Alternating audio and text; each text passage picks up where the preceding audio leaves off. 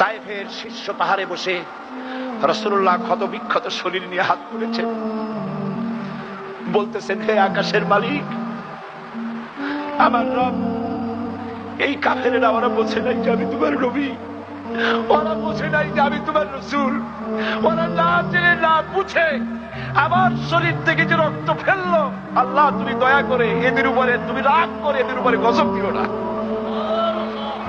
এদের উপরে গজব নাযিল করো না। আল্লাহ রাব্বুল আলামিন নবীজিকে শোনায় দিলেন, পরবর্তী সময়ে নবীজিকে শোনায় দিলেন, ওয়ামা আরসালনাকা ইল্লা রাহমাতাল লিল আলামিন। নবী হে, আপনাকে আমি আমার তামাম সৃষ্টি জগতের জন্য আমার করুণার মূর্ত প্রতীক করে পাঠিয়েছি। আপনি আমার সৃষ্টি জগতের জন্য রহমত। ওদের ময়দানে দান্দান মুবারক শহীদ হয়েছে রাসূলুল্লাহ।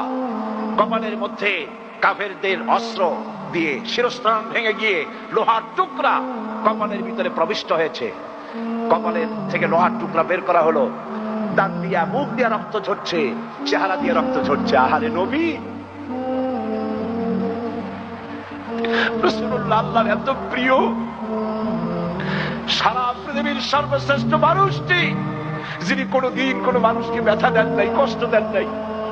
হযরত আনাস রাদিয়াল্লাহু তাআলা আনহু বলেছেন, 10টি বছর খেদমত করলাম, রাসূলুল্লাহ একটা দিন আমাকে ধমক দেন নাই, রাগ করে কথা বলেন নাই।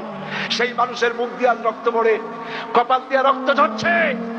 বুখারী শরীফের কিতাবুল মাগাজিতে দেখুন, রাসূলুল্লাহ নিজের হাত মুবারক কপাল দিয়া চেহারা দিয়া ঘুরাইয়া নিয়া তাকায় দেখে টাটকা রক্ত। রাসূলুল্লাহ বলছেন, আরে সেই জাতি তার রাসূলের রক্ত দিয়া চেহারা লাল বানাইয়া দিল, এই জাতির কল্যাণ কি করে হবে? আল্লাহুম্মা গফির লিকাওমি ফাইন্নাহুম লা ইয়ালামুন। ও আমার রব, আমার কওম বোঝে নাই, আমার জাতি বোঝে নাই, ওদেরকে তুমি মাফ করে দাও। সুবহানাল্লাহ। বন্ধুগণ, কাফেরেরা বোঝে নাই, সেই জন্য বাধা দিছিল। কিন্তু যখন দিন প্রতিষ্ঠা হয়ে গেল, ইসলামী অর্থনীতি, সমাজনীতি, রাজনীতি কায়েম হয়ে গেল, বেকার সমস্যার সমাধান হয়ে গেল, শ্রমিকরা শ্রমের মর্যাদা পেল, কৃষকরা তাদের উৎপাদিত পণ্যের মূল্য পেল, নারীরা তারা রাস্তা দিয়ে যেতে পারলো, কোনো বাধা নাই, বিপত্তি নাই, সতীত্ব বিনষ্ট হয় না, বেকার ভাতা দেওয়া শুরু হয়ে গেল, মানুষ ঘরের দরজা খুলে ঘুমাবার সুযোগ পেল।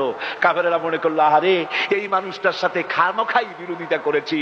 তারা এসে রাসূলুল্লাহর মদিনার জীবনের শেষ দিকে আশেপাশে একটাও কাফের ছিল না, সবাই পড়লো লা ইলাহা ইল্লাল্লাহু মুহাম্মাদুর রাসূলুল্লাহ। আল্লাহ পাক তাই বলছেন, ওয়ারাইতান নাসা ইয়াদখুলুনা ফি দীনিল্লাহি আফওয়াজা। দিন যখন প্রতিষ্ঠিত হবে, দলে দলে লোক ইসলামে প্রবেশ করবে।